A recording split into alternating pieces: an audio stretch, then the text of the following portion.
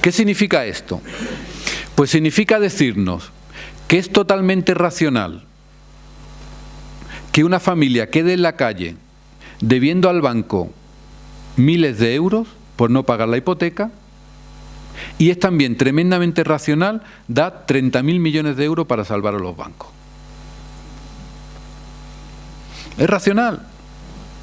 Nos están diciendo que es totalmente racional los recortes en el ámbito de la política social, aunque eso deje a familias sin poder llevarse nada a la boca, porque es absolutamente racional para que baje la prima de riesgo. Los procesos en los que nos movemos son totalmente racionales. El resto son costes o daños colaterales. Yo creo que en el siglo XX tenemos muchos ejemplos. Las 2 guerras mundiales, el Holocausto, de procesos que fueron legitimados como racionales para amplias capas de la población. Pero ahora seguimos en esa medida. Y decimos, por ejemplo, que destrozar el medio ambiente para tener petróleo más barato es absolutamente racional.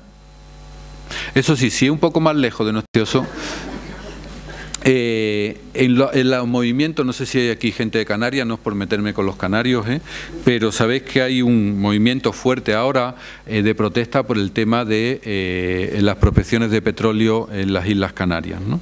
Entonces, hablando con una de las personas que está en ese movimiento, me decía, es que desde luego, mira que venir aquí a hacer prospecciones petrolíferas, pero ¿no habrá petróleo en África y en Latinoamérica? Es racional, y si es más lejos que el patio de mi casa es más racional todavía. Es absolutamente racional romper la vida de pueblos indígenas que llevan miles de años viviendo así para que el oro sea más barato. Es totalmente racional.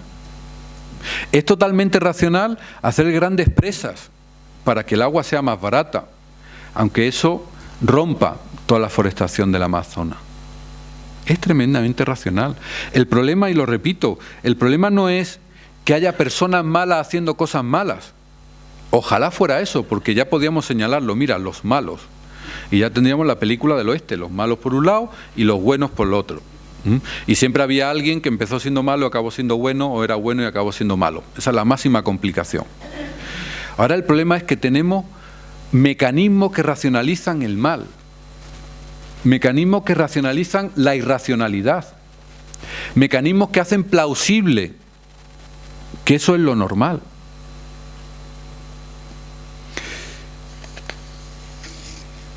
¿Qué racional es poner concertinas en la valla de Melilla? ¿Os acordáis que el ministro decía que no producían un daño profundo e intenso? Pero por otro lado producía que las personas corrieran más hacia atrás. Es absolutamente racional. El problema no es que haya un ministro, perdón por don Jorge, que sea más o menos malicioso, no.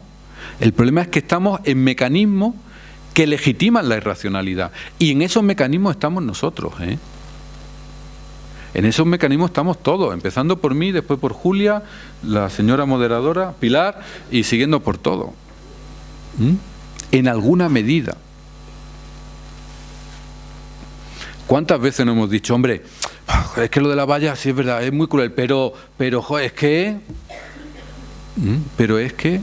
Y este mecanismo se nos adentra mucho. El gran problema es justificar que eso es racional.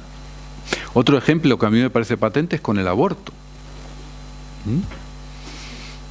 Bueno, racionalizamos algo que va a producir teóricamente un bien cuando estamos hablando de una irracionalidad profunda, con todo lo que queramos contextualizar después del asunto, ¿no? Y a mí este mecanismo me parece básico para mirar la orilla. ¿Por qué? Porque la orilla la miramos como un coste necesario, o lo miramos como un daño colateral, o lo miramos como un algo que en definitiva en algún tiempo producirá el bien. Y por eso se nos habla de sacrificio en la crisis, para que cuando ya no tengamos que hacer sacrificio, esas personas puedan gozar del no sacrificio. Cuando científicamente desde la ciencia social se nos dicen que los que en periodo de crisis caen en pobreza, muy poquitos se levantan en periodo de incremento económico. Los que hoy están siendo pobres van a seguir si no cambian mucho las cosas, en bolsas de pobreza durante mucho tiempo. Eso es lo que ha pasado en todas las crisis.